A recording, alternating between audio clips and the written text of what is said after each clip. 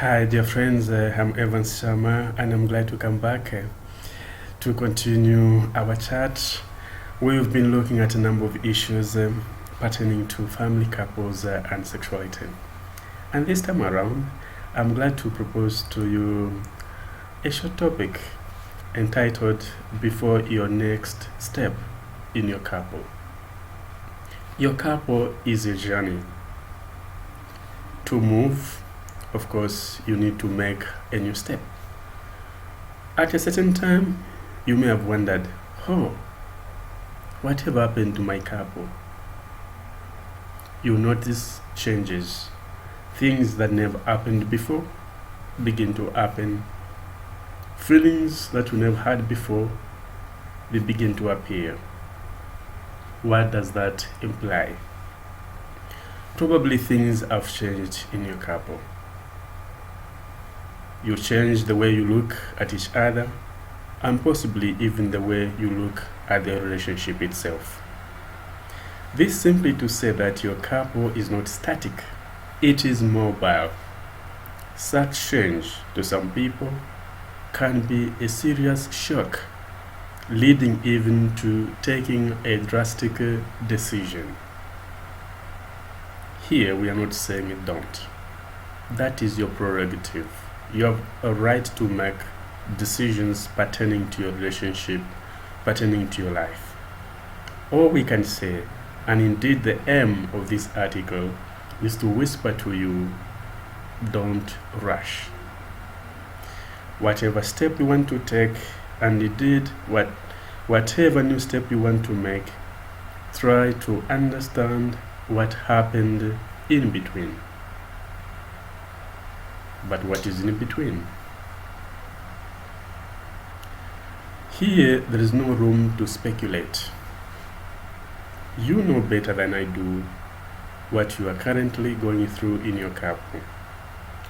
And the step you are contemplating to make, which I call fourth phase, will depend on what you are actually living today. Two ways are possible. You continue with the relationship, or you may say, enough is enough. It's time to separate our ways. However, whatever direction you decide to take, it's important, it's beneficial, useful for you to understand what has really happened to your couple in between. That is, from the first time you met, full of passion for each other, and today, when you may have questions and doubts about both your relationship and your partner. Certainly, something has happened. That's why I propose to you in this article to consecrate a time of serious reflection on this in-between phase of your couple before you can ever decide to move on. Phases in your couple. Don't trouble your head to figure out phases in your couple. There may be none. Here it's simply my way of organizing ideas. That's why I talk about phases. For now, I just want to give you 3 of them. Whatever feeling you have about your couple today, it's due to the journey you have made together so far. You are a couple today because at one time you decided to come together. That is, something brought you together. And if today you feel confirmed in your relationship, or perhaps you have questions and doubts, all the same, that's also due to the experience you've had together. So, such initial encounter is what I call first phase. And your journey so far from the first encounter up to, I would say, where you are today, this journey, this length, that is the second phase. And right where you stand, with all your feelings, with new ideas, that's what I call this point, that's what I call the third phase. And finally, the step you are contemplating of making as fourth phase. The critical point is coming to the last phase. That is moving from this point, the third phase, where you have new feelings, you have new ideas, things coming up in your mind. Going to the fourth phase, this is a critical point. You need to negotiate this movement. So if you are trying to negotiate from the third phase to the fourth phase, then this article is ready for you.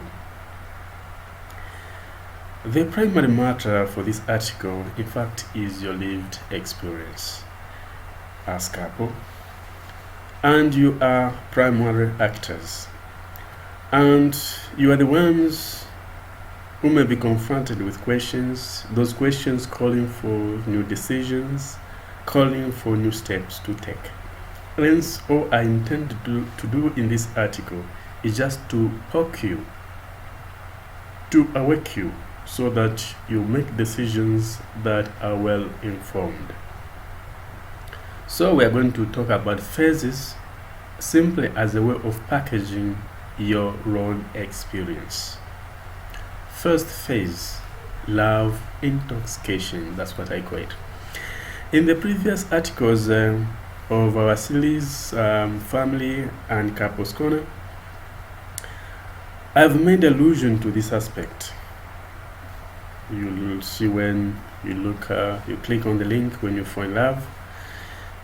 It's like you are under the influence of drugs, you are completely under the charm of the beloved one, and all that comes from your mouth as you address that person is my heart, my darling, my dear, my love.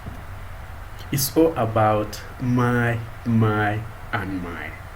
It's total possession, total union, so much that any room for separation is simply unimaginable.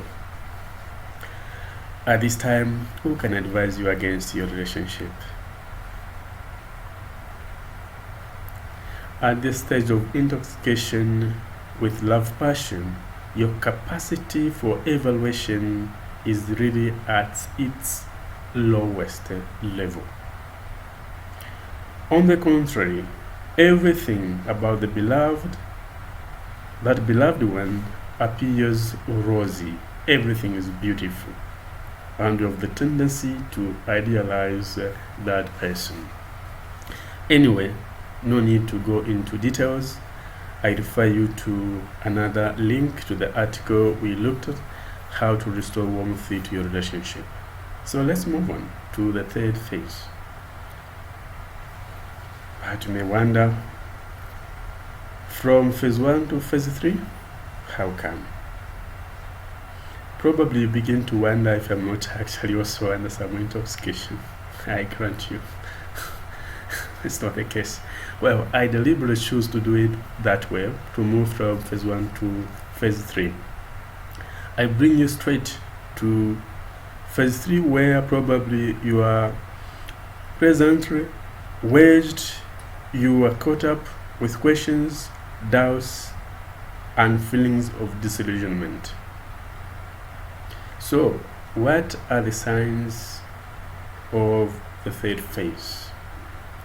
What are your thoughts? What are you feeling? How are you looking at your partner? How are you looking at your relationship? But we shall look at that in the next part.